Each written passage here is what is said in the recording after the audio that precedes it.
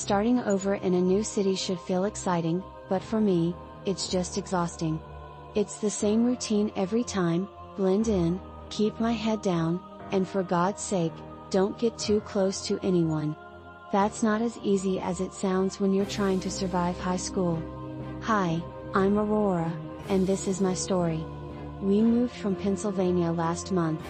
My parents thought a bigger city would make things easier, somewhere we could disappear in the crowd. And for them, it probably will. They're good at it. I've lost count of how many times we've packed up and moved. But for me, it's always the same problem. New faces, new halls, new people who might just notice how I'm not like them. How I'm not human. It's been 3 weeks at Stonebridge High, and so far, I'm doing okay. I'm quieter than I was at the last school, more careful. In a place like this, no one notices if you don't eat lunch, as long as you can dodge the questions. So, I just tell them I'm on some weird health kick, intermittent fasting or something, and everyone leaves me alone. I walk through the hallways trying to look as normal as I can, which, some days, feels like acting in a play where I don't know the lines. I don't smile too much, I've learned that's risky. And when I talk, I try to keep my voice at the right pitch, so I don't sound too predatory. My family and I moved here because things got messy in Pennsylvania. Word started spreading about a rash of strange deaths, animal attacks, they called them. But the people in our town weren't stupid. They knew. My parents were the ones who broke the rules, but we all had to run. That's how it is, so here we are, in Stonebridge, trying to start fresh. I promised them I wouldn't make any friends. It's easier that way. Easier to keep the secret when no one's asking questions about your life. But there's this girl in my biology class, Mia, who sits next to me. She's been friendly, too friendly, and I know I should push her away, but she's nice. Normal. And I kind of crave that normalcy. It's the small things, like when she asks me if I want to go shopping after school or if I need help with homework. I keep telling her I'm busy, that I've got family stuff, and she always shrugs it off, but I can see the disappointment in her eyes. She doesn't understand why I'm so closed off. And how could she? She has no idea what I am. The worst part is gym class. We had to run laps yesterday, and of course, I have to hold back.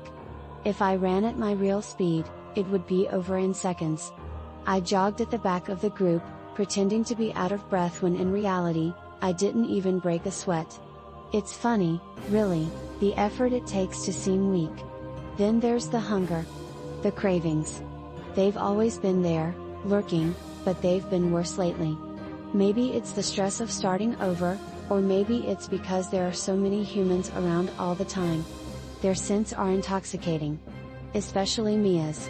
I can smell her blood when she's near me, pulsing just beneath her skin. The temptation is unbearable, but I've learned to control it. I have to control it, at least my parents try to help. We've set up a routine: blood bags from a donor service, discreetly delivered to the house. They're not as satisfying as fresh blood, but they get the job done. We've all agreed, no hunting in the city. No mistakes. But I feel like I'm teetering on a knife's edge every day. One wrong move, one slip, and the life we've built here could crumble. I could lose everything. And yet, I can't shake the feeling that something will happen. It always does. Today, something did. It started like any other day. I went to school, kept my head down, avoided Mia's latest invitation to hang out. But after class, as I was walking home, I noticed someone following me. At first, I thought I was imagining it, paranoia from being so on edge lately. But the footsteps grew closer, faster. I ducked into an alley, ready to confront whoever, or whatever, was behind me. The figure stepped into the shadows, and I caught the scent immediately. Not human. It was another vampire. New in town. He asked, his voice smooth, a little too confident. I clenched my fists. "What do you want?" He smiled, baring fangs. "Just a friendly warning.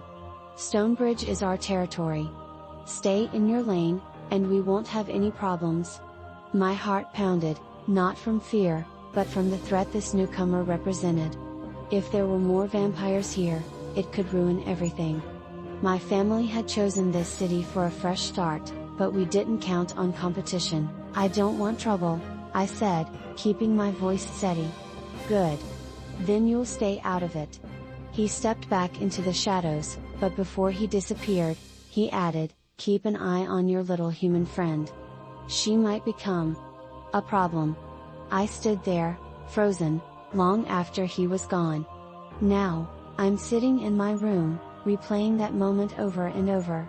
Mia's face flashes in my mind, her laugh, the way she looks at me like I'm someone she could trust. But I can't let her get too close. Not anymore. Because the truth is, I'm not sure how much longer I can keep this secret. And we are not the only predator in this city anymore.